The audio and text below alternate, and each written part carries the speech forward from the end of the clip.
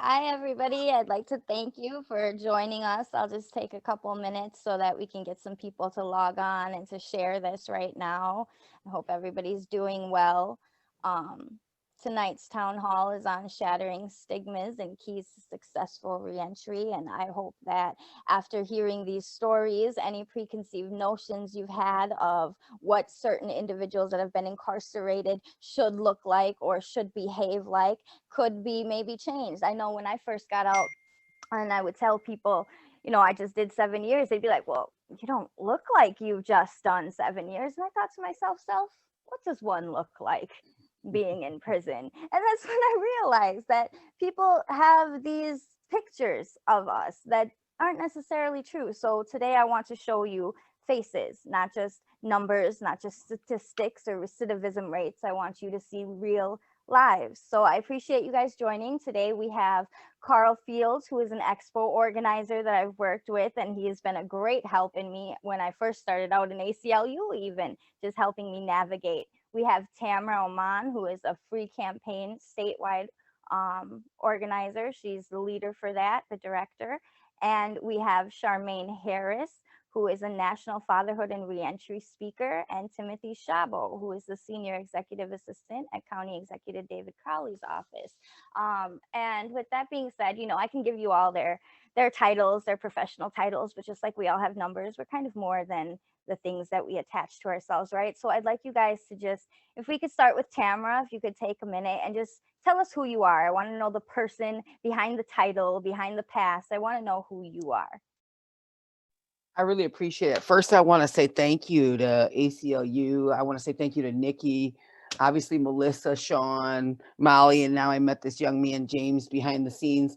Everybody who's putting forth an effort to try to invite people into a conversation, to invite them into the potential to take a snapshot of beyond what we see on TV. This is not, we're not, this ain't cops, and we're not on the first 48 or locked up. It's not orange is the new black. It's really about human beings who have experienced, probably most likely at 90% of us, the data is, have experienced some intense trauma that we don't talk about. It's different for men and women in the process and how people end up incarcerated.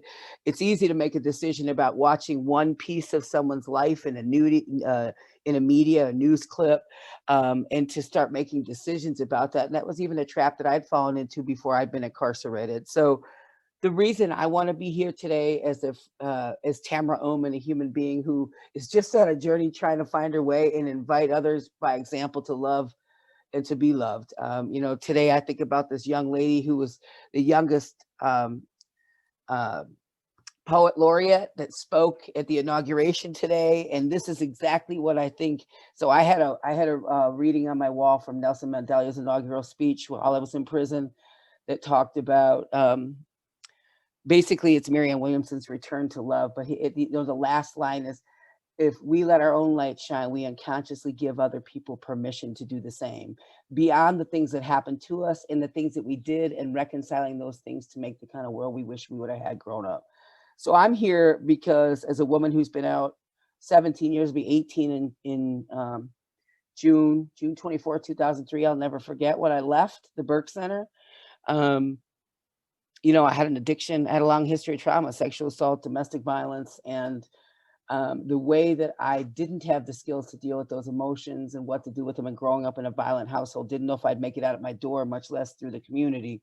Um, I had no idea that I would end up with an addiction and committing crimes to sustain that. And really deeper than that was to try to hide from the fact that I'd become everything I hated, that I wanted to die at the end of my addiction. And I remember thinking, like if there's a God or whatever that is, either kill me or teach me how to live, because this hurting people was not something I could live with. I'm not a very good criminal. I turned myself in.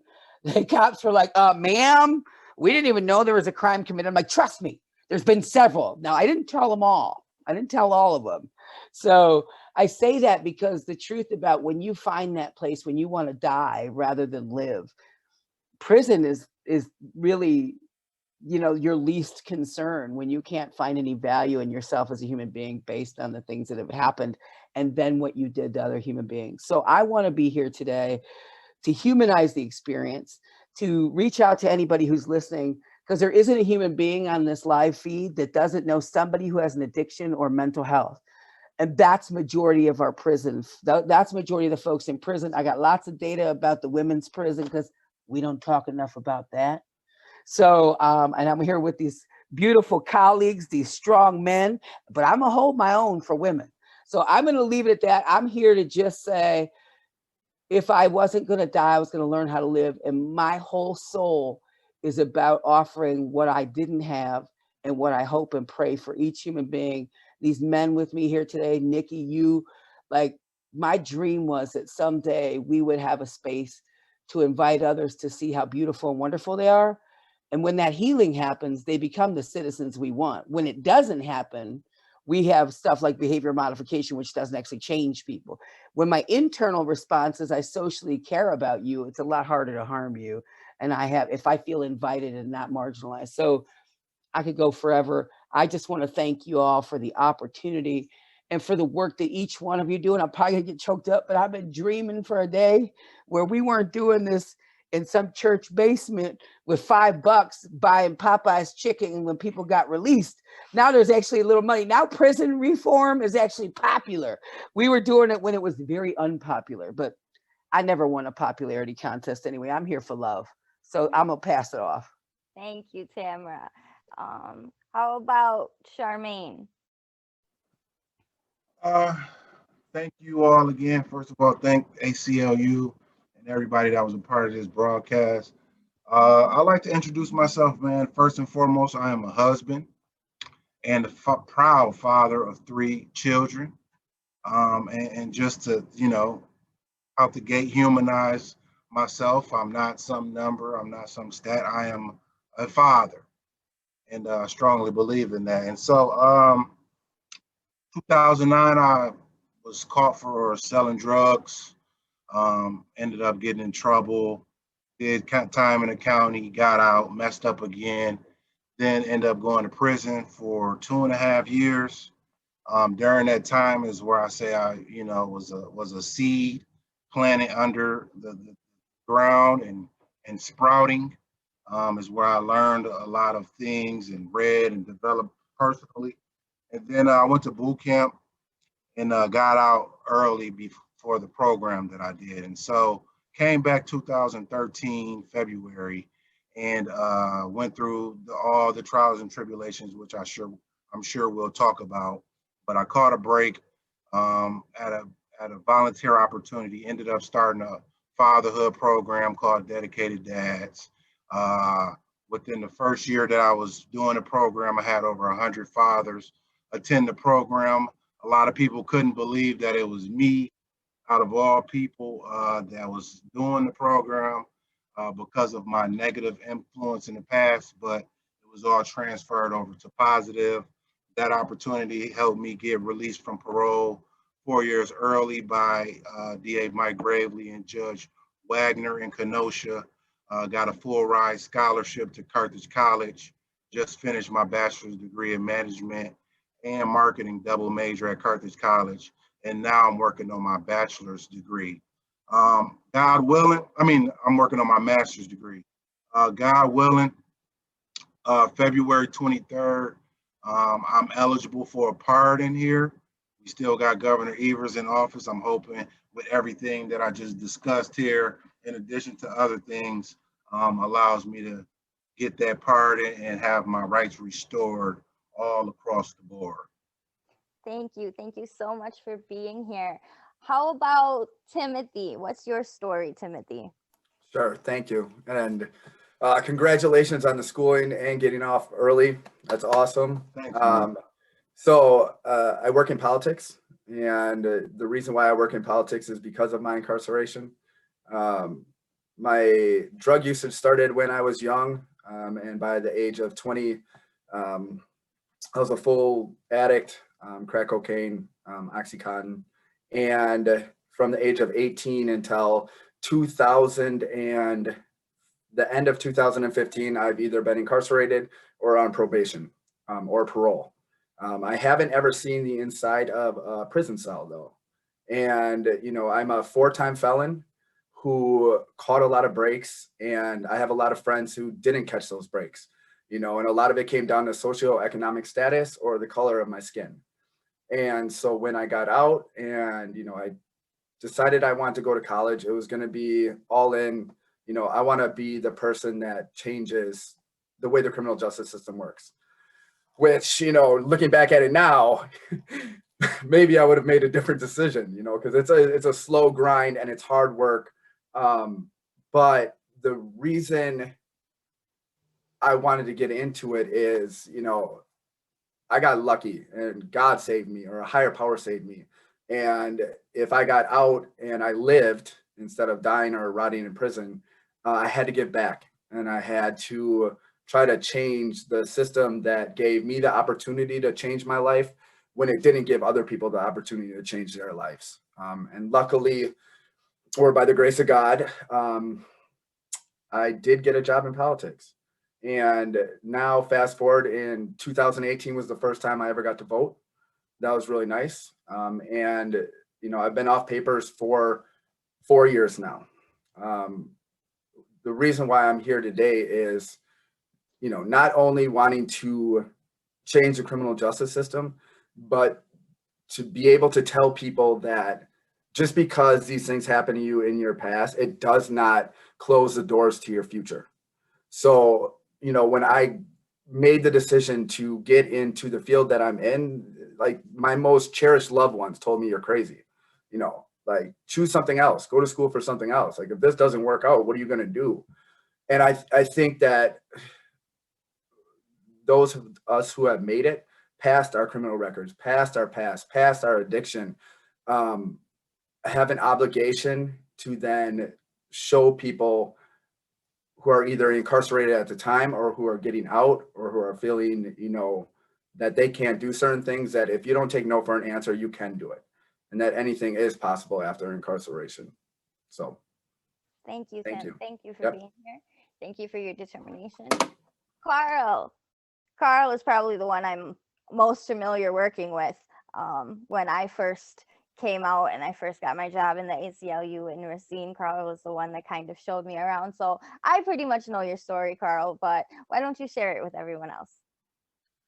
Thank you, Nikki. I'm pretty sure a lot of people listening to the, to the broadcast and paying attention know it as well. But I'm Carl. I'm a member of a couple of different factions, and I call them that because we are fighting a war against a certain way of thinking about people like us. I mean, we're really fighting for chances that were built into the system we shouldn't have. And so, my friend, colleague Charmaine spoke about that, looking for Timothy, not quite in that 5-year window yet, but he'll be there shortly. That pardon that he talked about, we all want that for ourselves because we want a shot at getting our lives back. I'm a member of Expo, of Wisdom.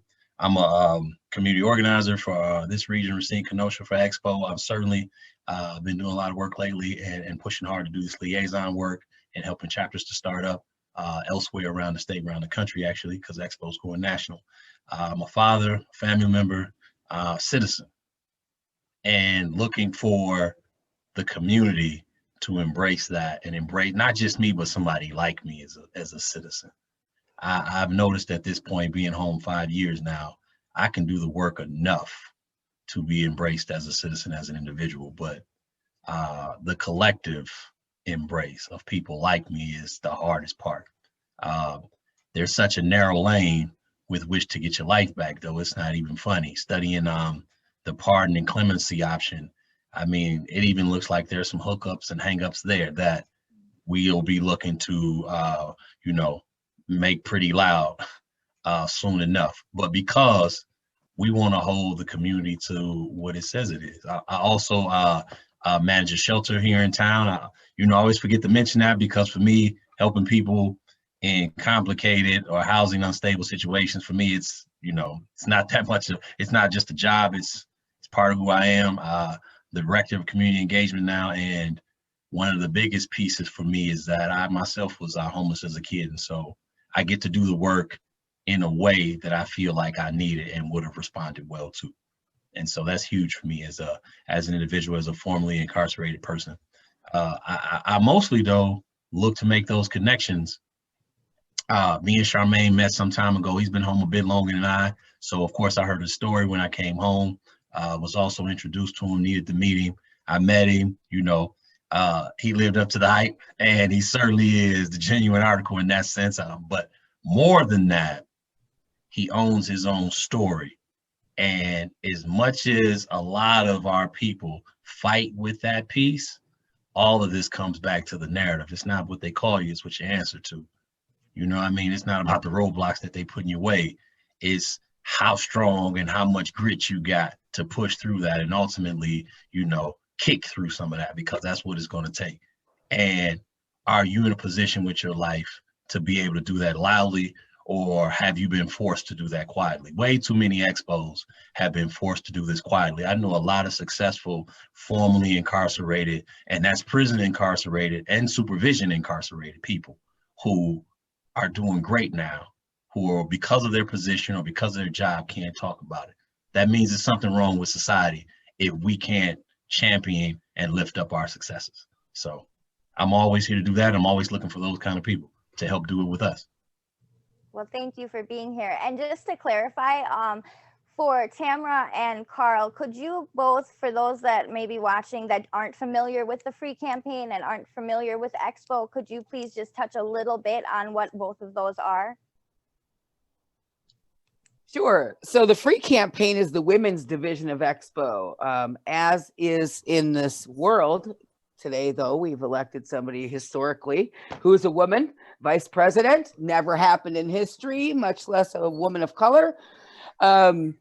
We're always second to the narrative, right? If I could quietly fix you something to eat, which is kind of when I think about what programs are available for women to become engaged in living wage jobs when you want to talk about prison. So I got lots of things I'd like to refer to, but this is the women's division of Expo that Carl's a part of. Jerome Dillard, who is the director of Expo, him and I met when I first got out of prison. We started an organization which was called Voices Beyond Bars. There was no stuff like this. And that's when it wasn't popular. So it was really quite a hustle to just get in the door, go sit at the table, and just start having conversations. Same thing with women. So women have come and gone out of these organizations. And I just got to be honest, unless we heal, we come out, we see boy meets girl a lot of times. We get hooked up, and then people forget about the path they wanted to go on because we need sacred space. Each person, I think men and women both need space to be able to speak about the truth of what they're experiencing and not the pretend we've been taught to do in front of other people, right? There's got to be that place for transparency about the journey, how hard it is, like Carl talked about, like everybody referred to. So for women, we realized that we weren't really being talked about. There wasn't a lot of conversation around the specific things that women are primary caregivers of the children when they return to the community. Men get a lot of child support and go back to prison on it. Women are expected to take them babies back and pay for them, but they don't get to make a living wage job because they're often not given the chance for the skills. So some of those differences that haven't existed, lots of history with trauma with men, domestic violence, so we need a space for women to see their worth, their value, their beauty, their power, their voice. And that's why it's funny that I'm sitting on a panel with mostly men, because I also know that these men, Carl and Charmaine, I'm getting to know you, Timothy, I don't know you, but Jerome, he was a man of character. He is a man of character. He is a man of integrity that showed me something different than the experiences I've had. So I also know we need to be in the same spaces, but we got to be ready for those conversations and talk real, not cute. So I'm going to turn it over to that. I'm excited. We're doing all kinds of stuff, legislation change, all kinds, but we really want to focus on spaces for women and children to reunite. It's often the biggest piece of shame for women is what the world says. If you're the parent, if you're a woman and go to prison as a mom, you're way worse than dad in the world. Now I hear dad, I'm hearing you, Charmaine, and all of you talking about being a father. I love it. I didn't have that. So I love it. And women know when they go, didn't you care about your kids? You picked a man over your kid, just stuff like that they don't say to men. They might say you're not there, but the shame of a mom, your idea of being a mom, it's powerful. We all have different stuff and they're equally valuable, but we haven't been at the table very often. I've been at the table and I'm gonna keep coming. But I Thank you. want women to stay. I want them to stay, and they're beautiful and wonderful, and we got a lot of work to do. So that's it.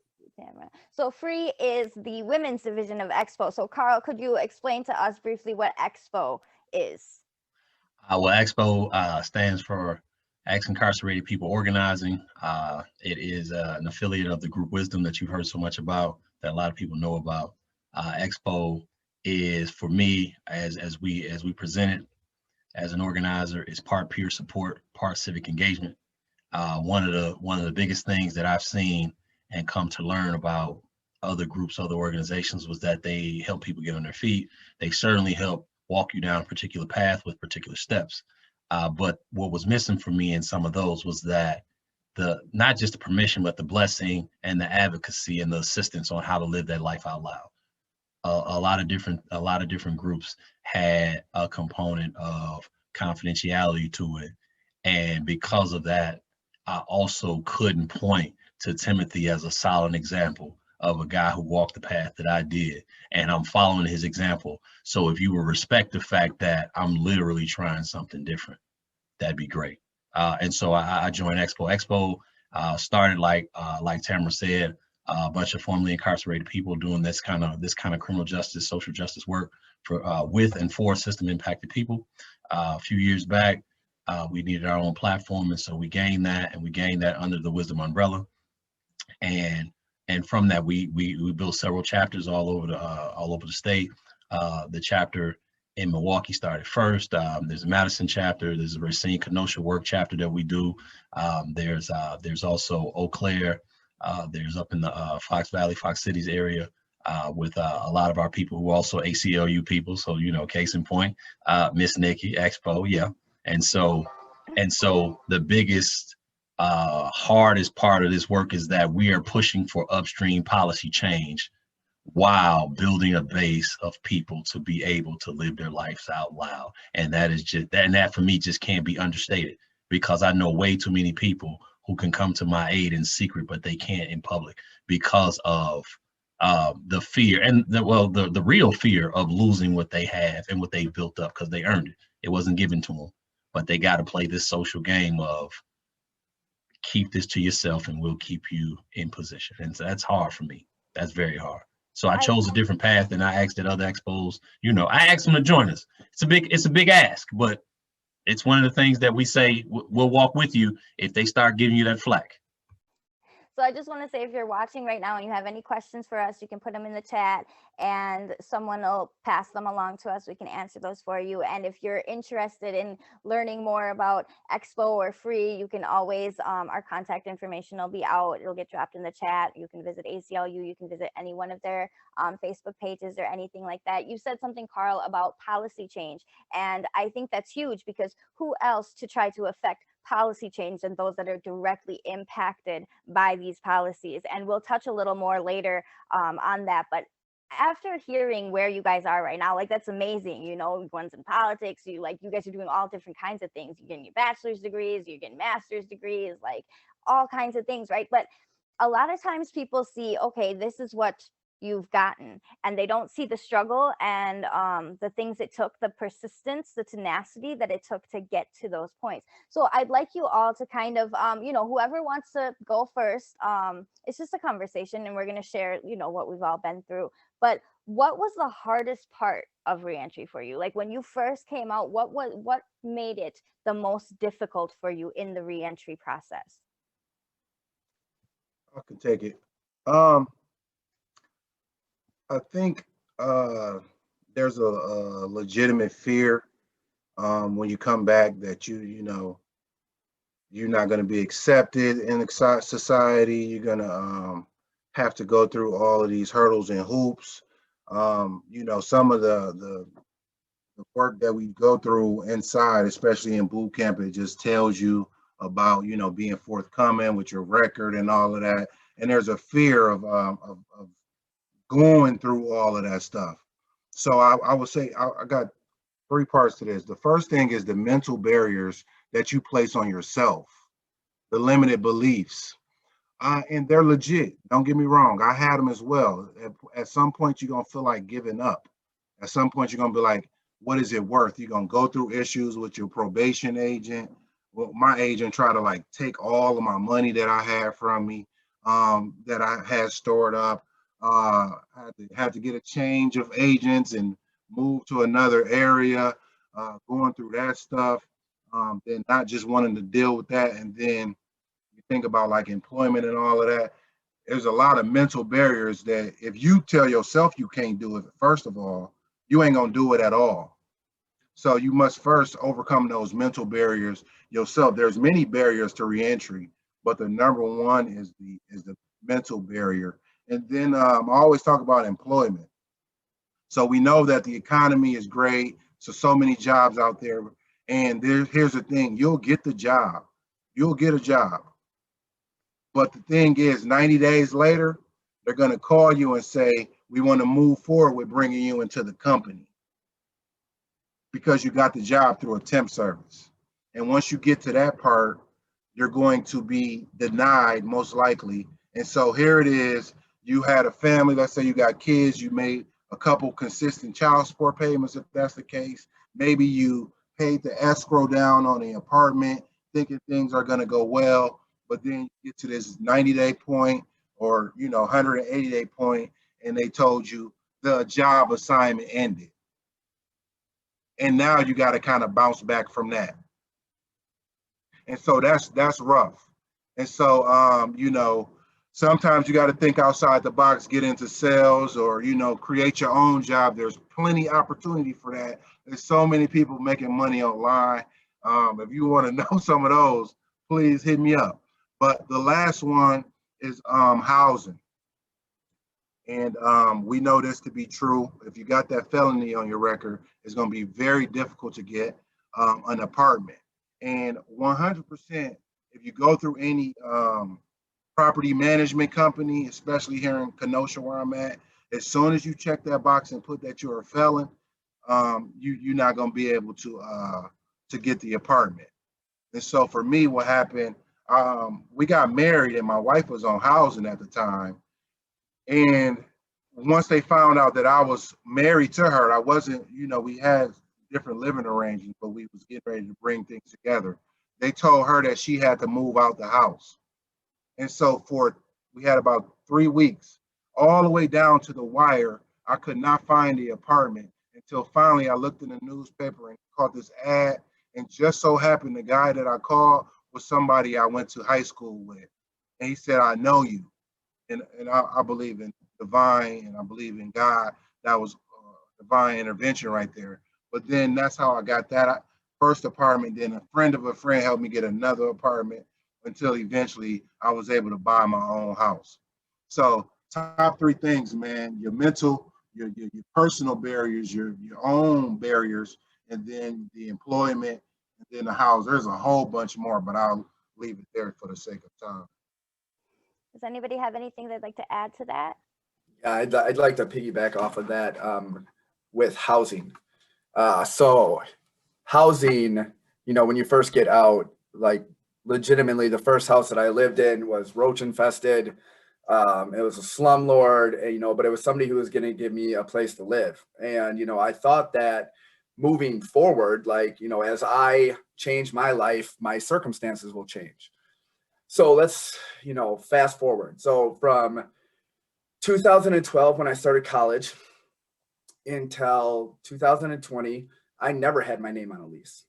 Like I either had to live with somebody or, it was, so and I'm a father. I have twins that are 5, and, I've progressed in life to the point where like my credit score is good. Like I can screenshot that and send it to people. It's good. And everything else, thank you. I have a well-paying job. I take care of my kids. So I get a new job opportunity and I'm moving to Milwaukee. And I find a place that I really like. And I think, it's not going to matter now. I've already had places in Madison where I was at least, semi on the lease. Like they put me on the lease afterwards. And so I'm coming to Milwaukee and I find the place that both me and my kids want to live. And sure, like even now, turned down for apartments. Like housing is one of the toughest things to find, and it doesn't matter how long ago your criminal record was, because of the corporate nature of housing. Like, it's not mom and pops who are renting to people anymore. It is, one company that owns all these apartments. Yes. And they have enough applicants that they have this checklist. And if you have one thing on that checklist, like, I met with the apartment manager at a couple places, and I told them up front, they're like, oh, well, we'll run your name through the system. And, once they run your name through the system, then it's, they're corporate. So housing is an issue where it's becoming increasingly hard for people with criminal records to get adequate housing, because the market is shrinking when it comes to the amount of people that are actually renting. Thank you. Yeah. And just real quick, especially with a drug selling charge. Yep. They don't, and rightfully so, they're the owners. But at the same time, at this time, I was on a path of transition. Yep. I had that program I told y'all about. I had got off parole early. I was in the newspaper. I would bring this packet of all of this stuff, all these certificates. Like, I know I did that, but I did all of this, like, short of begging. Yep. For a home. Yep. And so that was very challenging. I remember nights just crying because, I got my son now and I got to do whatever I can for him. And last thing, Carl, I don't know if you got the call today. A guy was let out of prison today with nowhere to go. Nowhere to go. I was studying. I usually stop everything I'm doing for these type of calls, but I didn't have time. So I told the person to connect him with Carl, because he has the play. How many times has this happened? Multiple times, Carl, where somebody would get out and I hooked him up. This. Yep, you got him right. I put him in contact with somebody who do that right there. Case manage that part of the game. So and I was about to put him up with my own money in the hotel for a week, just to at least give him that week start. So I'll end it there. Let me like say we ain't done it before. Right. Well, let me say that this is no different than 2003, even though the narrative, somebody else is speaking, and when you read what it says, what we're about these days, and this is what we do to help people, that's not different. When I worked in a prison. I got spiritually, I think I got called back to work in a prison. So I worked for the Federal Bureau of Prisons as a contracted agent doing AODA counseling with people transitioning from the feds prison. I've done all kinds of, like Charmaine was talking about, domestic violence counseling. I have a license for counseling. I then was asked to come work as the first person to be out with lived experience of being incarcerated back to work in a prison. And so, of course, the whole place is watching me. But when I got the letter you're talking about, Charmaine, right? You're talking about, I got this packet of stuff that says I'm good enough now. Right. And I go, and this woman has the audacity. And I knew that I had to look for private landlords, because I already knew the big companies were going to just check off a list. They don't even live in this state, right? So I'm going back to work in a prison with a set of keys. And this woman said to me, "We don't take your kind here." I said, "Could you say it again? Because I'm going to record this." Yeah. But when I think about the changes we need to make is blocking that. So CCAP is a huge barrier. If we want to change for people getting out and being safe and having one shot at an interview, just to be able to look you should be able to see someone's history. Give me a chance to tell you who I am today, not who I was yesterday. Yes. And explain to you why I'm going to be the best employee you have. I was clean and sober, right? When I get paid on Thursday, I'll be here Friday, unlike half your crew, right? Because it's Wisconsin and we're a drinking state, right?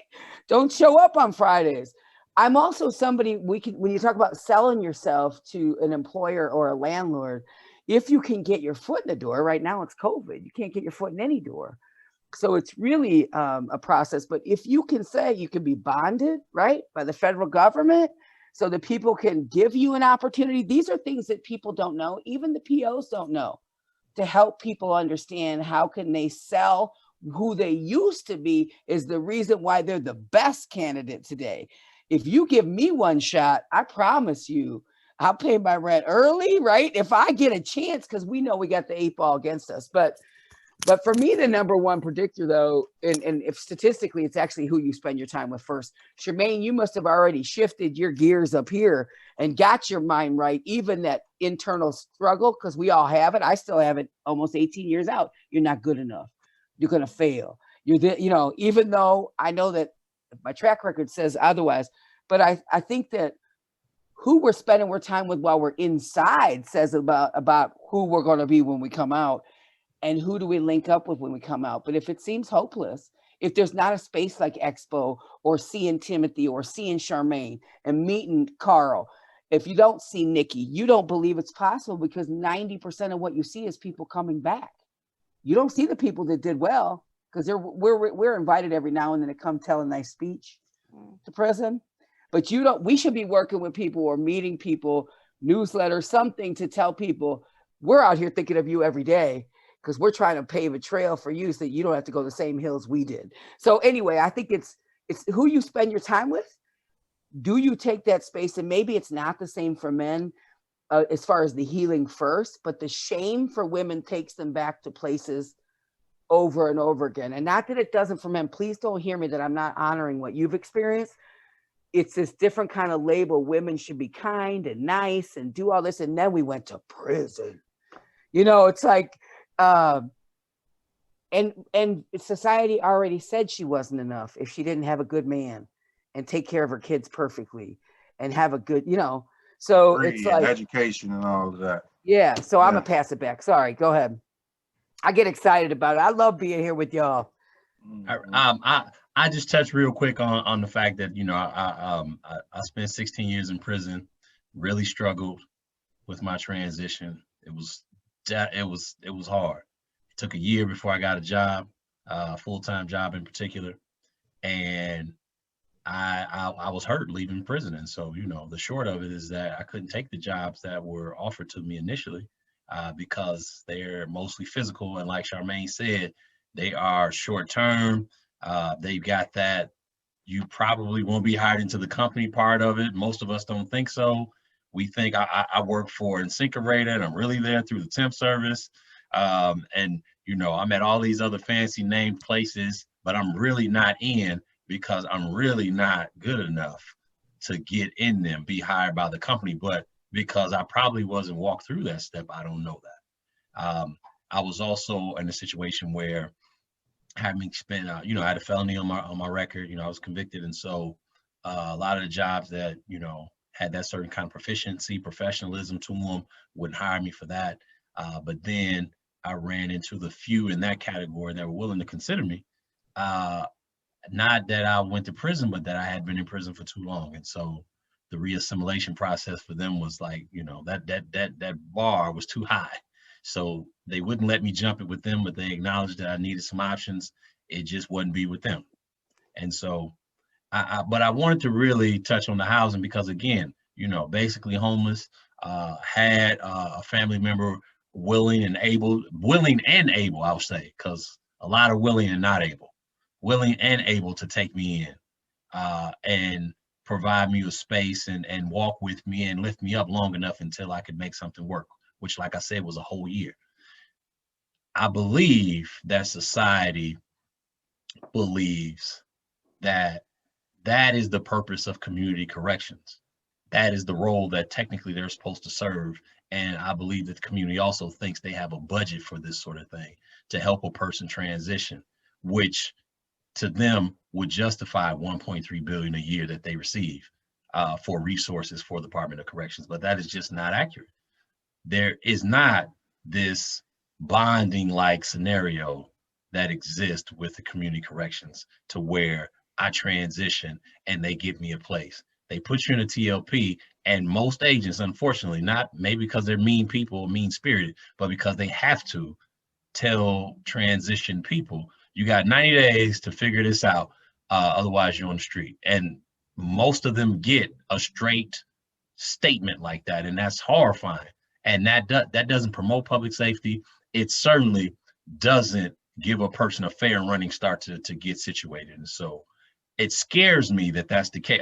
I see your hand up, Charmaine. I got to chime in on this. I got to chime in on this because when we talk about the stigma of people returning from prison, and there's this societal fear of somebody recommitting, and you don't get me wrong, the recidivism rates are high or whatever, but I asked the question, what does that say about the programs and the money being allocated, the funding towards the resources in the prison system?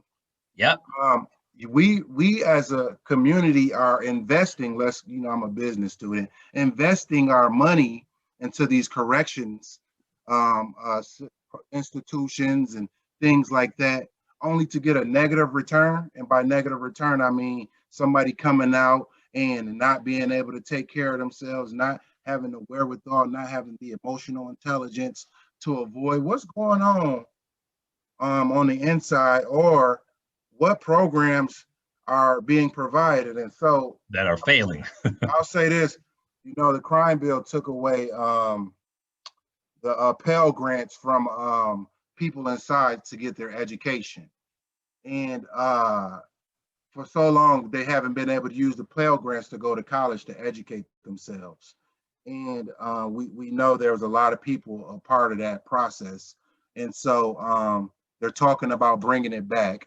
And, I like that Biden was just in today, but while we're talking about second chances for us, he now has a second chance to undo some of the damage that was done through that crime bill, especially when it comes to preparing guys to come back into society. What is it saying about the inside if you have so much fear, so much doubt, that somebody who went through rehabilitation, went through programs, went through all of that, and you still feel like that about them?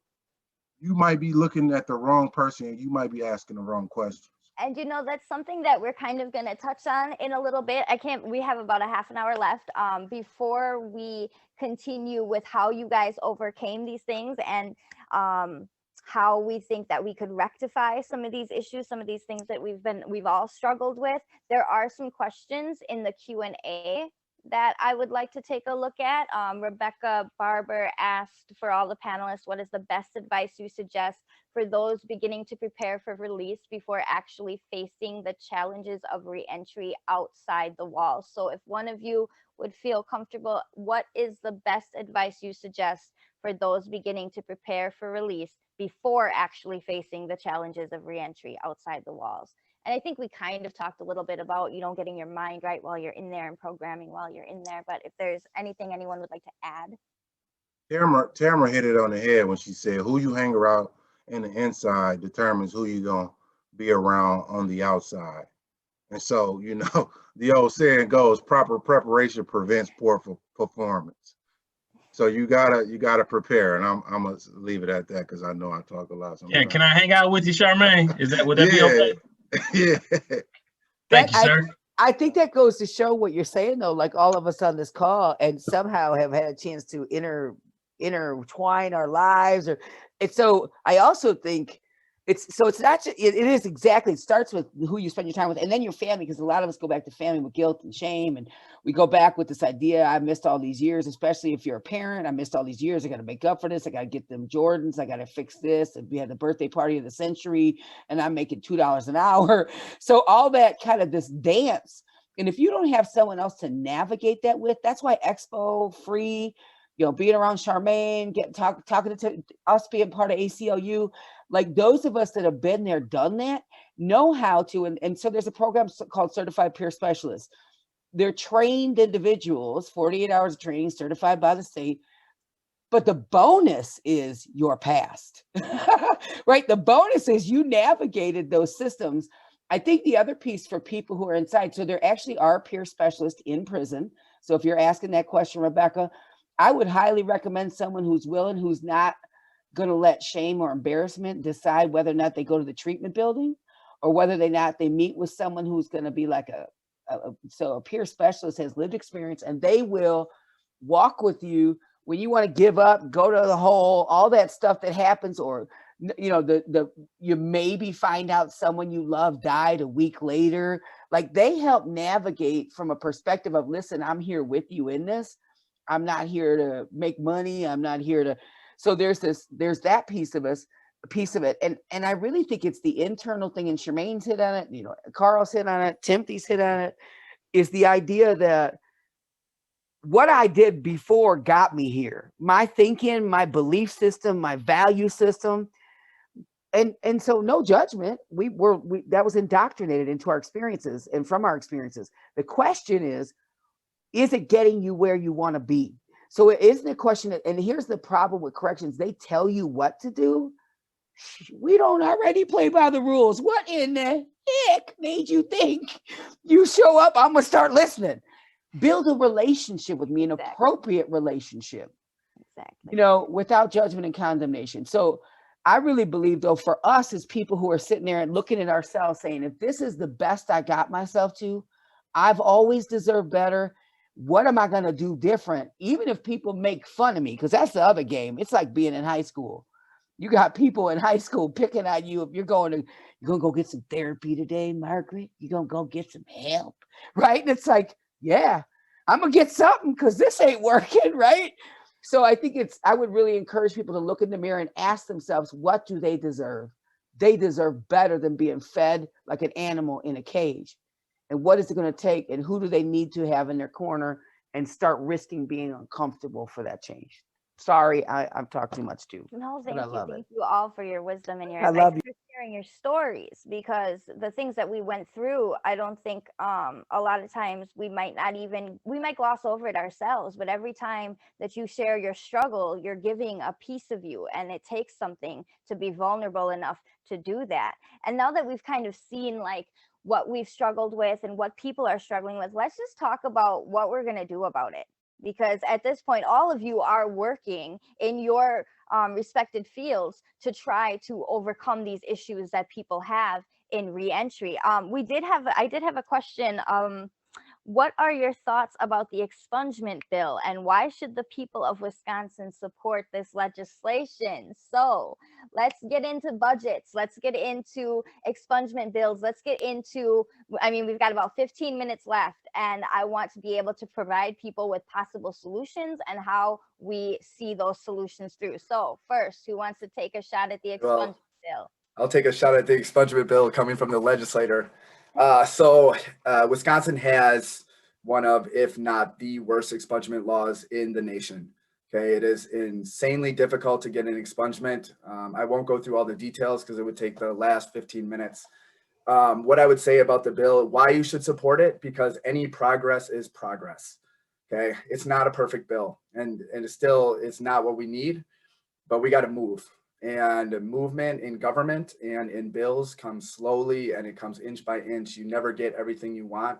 And having a state that's as bad and as poorly legislated when it comes to expungement, you should support the bill because it will help some people, and it will get us a foot in the door to move another inch further and another inch further.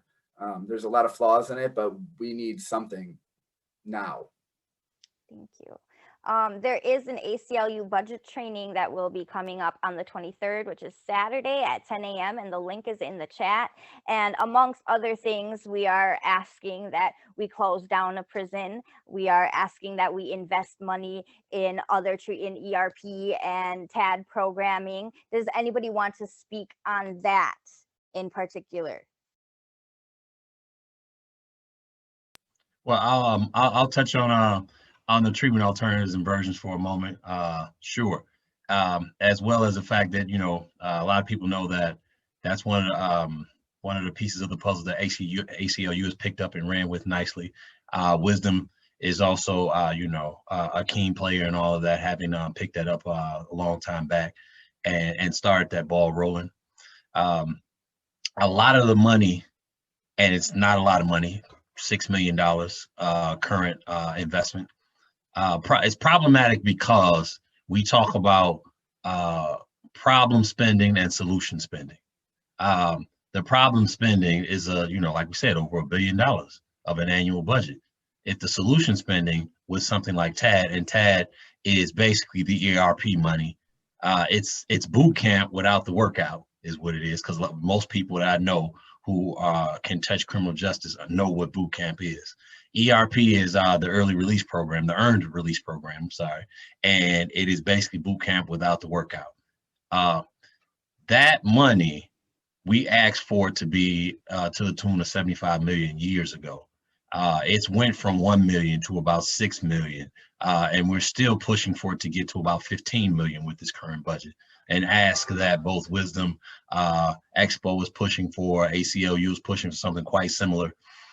But I wanted to touch that along with that vote question that's put out there. We as individuals coming out of these facilities, until we're done with supervision incarceration, we can't vote. So we don't have a say in how these things operate.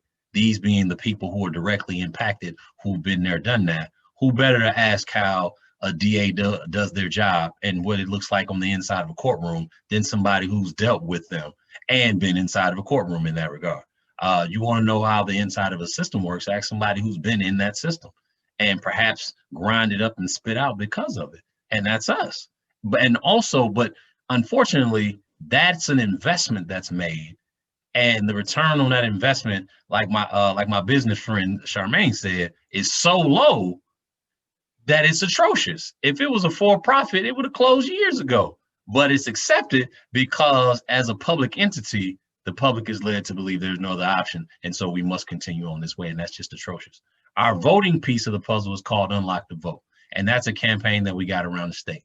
That's a campaign that we push, and our particular focus that we're trying to accomplish is that people, once you're out of a building, outside of prison incarceration, if you're in the community, you're working, paying taxes, you should have a say in where that tax money is going. You should have a say in how the people who are deciding the school curriculum on the school board for your kids and grandkids, who's there and what they're doing.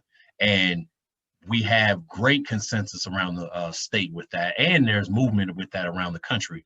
But the bill that came out, and we had three sponsors. We had Senator Lena Taylor, we had my man David Crowley, who at the time was a state rep, and we had Emerson, Rep Emerson from Eau Claire. Those three people, and then along with some others who signed on, pushed this very narrative, and it died before it could make it, the full bill could make it into assembly. But it's not lost on us because we're still pushing that.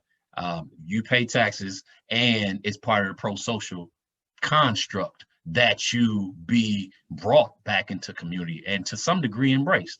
I don't ask people to love who I am, but respect the fact that I'm pushing for my life back and I deserve a shake at it, same as anybody else. Well, and I think it's important to note too that if we succeed, the community succeeds as a whole. And that's why it's important that when budget trainings and things like this come up, that people sign up and they go and they view this, because you need to know where you're working, you're paying taxes right now. You should know where your money is going. And like they said, if you aren't receiving a return on the current status quo of the Department of Corrections and how things are working, then it's time for us to look at, okay, how do we shift this money to places where it could be more beneficial? Tamara, I saw you, you're about to say something. Yeah, that's the thing. That's kind of my wheelhouse, is how investing in. So we did that. Actually, Voices Beyond Bars in that first conversation, treatment instead of prison, way back when, got the first $750,000 in conjunction with other folks. Wisdom was part of that way back when. And like you said, Carl, if we invested, so we know for every dollar invested in diversion, not prison programs, not ERP, don't even send me there yet. Get me in the community, right? Keep me in the community, keep me attached to my children, keep me attached to my job, and keep me in my housing so it doesn't cost us more later. Let me invest in that treatment in the community. For every dollar for that diversion, we save $8.68. So when Carl talks about give me $75 million, we would save $651 million that we could invest in children so they don't go to prison, right? So the investment needs to be in that community. And when we think about this, I'm looking at Tachita's numbers. I'm looking at the women's correctional numbers. When you want to talk about so the $1.3 billion, I'm going to say to all you folks in here who are taxpayers who are listening, we have roughly an 80% recidivism rate. We've changed. Now, if you go look at the Department of Corrections website, it's going to tell you it's about 37, 35, but they're not including violations. And I'm going to break down for you what it is for women. So out of 928 people that returned to prison last year, women's prison, 457 were crimeless revocations. that we talk about, the violations, over half of them were on that. So if we had the investment in the community where they're paying taxes, staying with their family, healing their stuff, and becoming the citizens and neighbors we want them to be, and we save $651 million, could it not go to for us? We know it starts, the pipeline starts at second grade. If we invest in those children and families and communities and neighborhoods, we don't need prisons, but we also know it's a business. So that's it for me. Just gonna say. You know, I want to thank you guys again all for sharing your story, for being here. I can't believe how quick this hour goes, right? If you just one thing each, you got about a minute each, something that you would like to leave the audience with, the one takeaway that you would want them to get when they think about, okay, am I going to partner with one of these organizations, with Expo, with Free? What am I going to do to help fathers? How am I going to impact my government? Am I going to come to this budget? What is one thing that you want people to take away from this? Let's start with Charmaine. I'll just say something that I always used to put on my resume or say in the interview. Every time that I would get a chance at an interview, I would always say, I may have done those things that it says I did on paper, but that's not the person I am today. I'm gonna repeat that. I may have done the things it says I did on paper, but that is not the person I am today. I'll leave it at that. Thank you. Carl? Oh, yes. I always lift up the fact that we do this work with an all of us and none approach. And so when we talk about, you know, a lot of the stats and a lot of the way they present them say that over 2/3 of the people who are incarcerated are there for a violent crime of some kind, have a violent conviction of in some category. And yet most, if not 99% of the preventative measures and the programming is directly geared toward nonviolent individuals labeled that way. And so my problem with that is I am not labeled in the nonviolent low risk category. And so the test and the criteria that they use to judge me by all said that I was incorrigible, that I couldn't come home and do the work, and yet here I am. And way too many exceptions have to be made in order for us to do this and do this well, and that is a crime. Charmaine named exceptions and multiple exceptions in order for him to get his life back, and that's ridiculous. That's the reason why the success numbers are so low. Absolutely. Thank you. Timothy. Sure, thank you. And thank you for having me on this panel, and thank you for everybody being on this panel. One takeaway that I'd like people to have is that don't give up. If you're looking for change and you're looking for it to be fast, I'm just going to push back to the point that it's slow. And everything that we're doing, whether it's sitting on the panels, whether it's going to prisons, like we did yesterday with Expo, Carl, or all the work that we're putting in, it is just layer upon layer upon layer of work. And every single thing that we do pushes the needle just a little bit further. Just keep pushing the needle. And then someday we'll get that change that we're looking for. Thank you. Tamara. Yeah, I just want to say truly thank you. It's an honor to be with all of you powerhouses, showing the love and invitation to other human beings. For me, we're in this together. There is no us and them. It's not the system versus us. This is a community issue. This is a human issue. This is an opportunity for us. You know, what I heard earlier today with that young poet that I didn't get to end up saying, but she said, you know, keep shining, right? Everybody, every human being deserves it. And community and public safety, like Carl talked about, is community wellness. If we invest in people and humanity and the best in people, which it exists. I have yet to meet one human being in my 17 years of working in prison, in and out and doing work, one human being that didn't have some beautiful, incredible things about them that if they were watered, they will grow. And there is a space for each of us at the table. So any of you looking, I would say for you women, please contact us, get involved. And I'm here for any of you. If I can, and I think we need to work smarter, not harder. So thank you for sharing all of us with different parts so people know where to go. We're not against one another. We're in this together. So, and that's for the community too. You want something different, that we need to invest in people, not just money, but time, love, and energy, because I promise you that return will work. Thank you. And thank you all again for being here. And I think one thing that is very clear, and yeah, we often push the financial aspect of it, like, and as we try to sell ourselves too, like, this is why you should hire me. This is why you should take a chance on me. We do this with the budget. This is why you should invest money here rather than investing money here. But at the end of the day, it is a people thing. It is a humanitarian issue, because yes, there are logical reasons why we should do certain things, but at the end of the day, if we want to see people grow and we want to see people succeed, the best thing that you can give, and the greatest gift that I've gotten from many of you on this panel and from others that aren't present right now, is the gift of their time, their effort, their motivation, their knowledge, and their wisdom. So if you're watching right now and you need that, please reach out to any one of us, reach out to any one of the organizations, see how you can partner with the ACLU, Expo, Free Campaign, see what Charmaine's doing, see how you can participate in your government. But aside from that too, in your day-to-day life, when you go about your life, if you find out that someone has been incarcerated, instead of looking at them crazy or judging them, take the time to get to know them, or take the time to seek it out and to see how you can help a person that has been incarcerated, because mentorship is huge. And I'd love to just end that there. Mentorship is huge. And if you could help just one person, and we all did that, sooner or later, we're going to change the whole system by changing one person. So thank you guys for joining. Please reach out to any of us with questions, and I hope you all have a great night.